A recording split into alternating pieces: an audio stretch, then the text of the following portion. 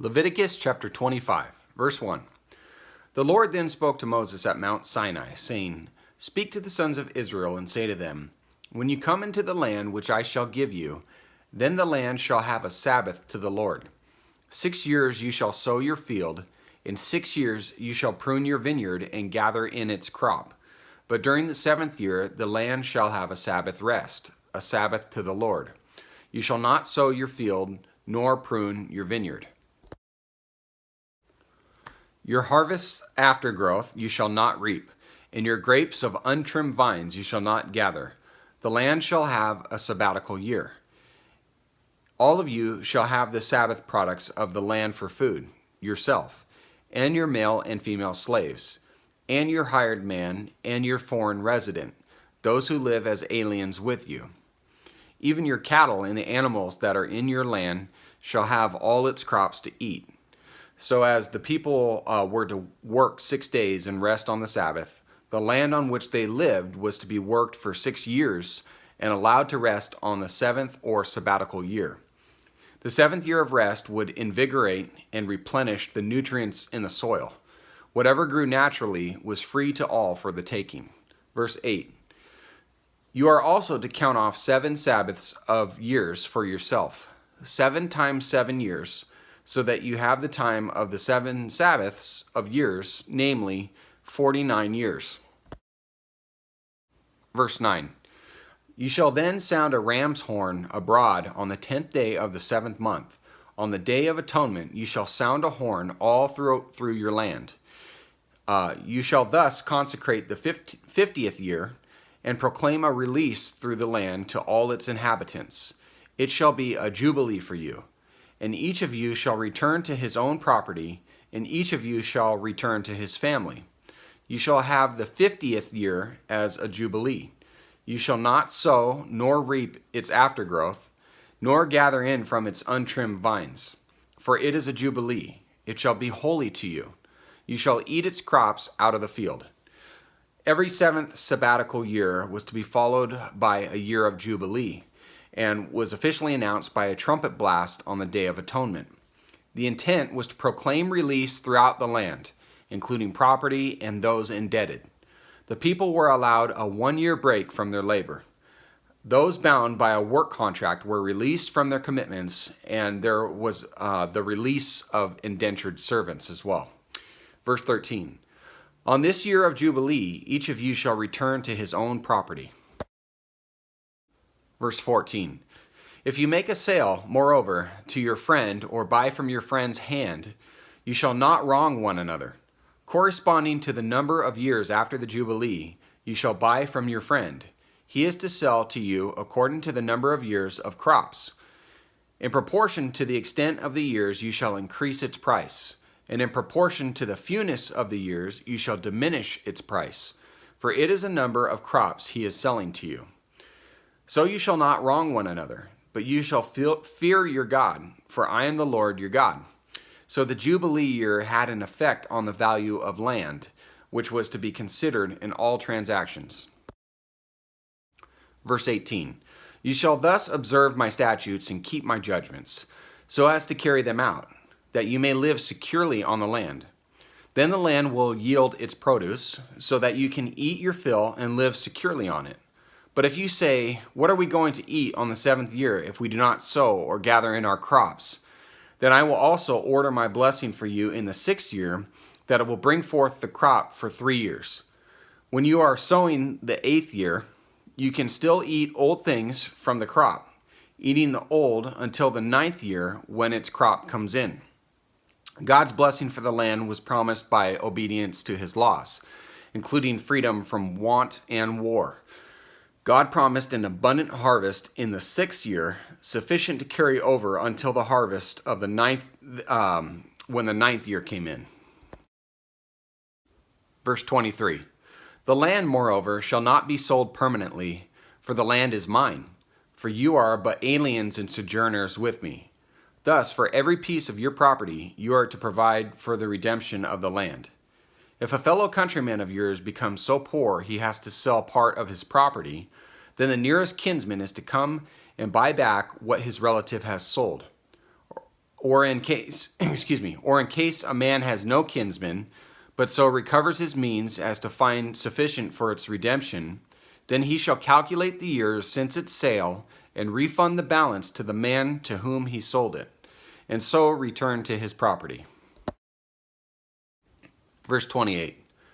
But if he has not found sufficient means to get it back for himself, then what he has sold shall remain in the hands of its purchaser until the year of Jubilee. But at the Jubilee it shall revert, that he may return to his property. That doesn't sound so bad to me. Verse 29.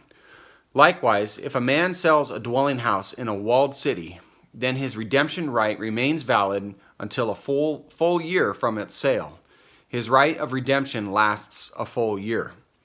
But if it is not brought back for him within the space of a full year, then the house that is in the walled city passes permanently to its purchaser throughout his generations. It does not revert in the Jubilee. Verse 31. The houses of the villages, however, which have no surrounding wall, shall be considered as open fields. They have redemption rights and revert in the Jubilee. As for cities of the Levites have a permanent right of redemption for the houses of the cities which are their possession.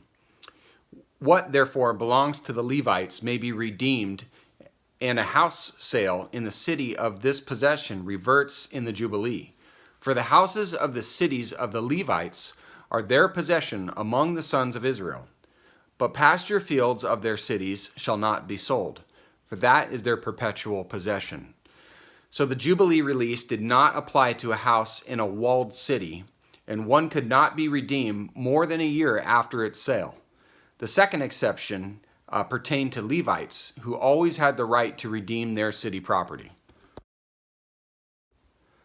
And we got to remember the Levites a lot of them were the priests. So, verse 35.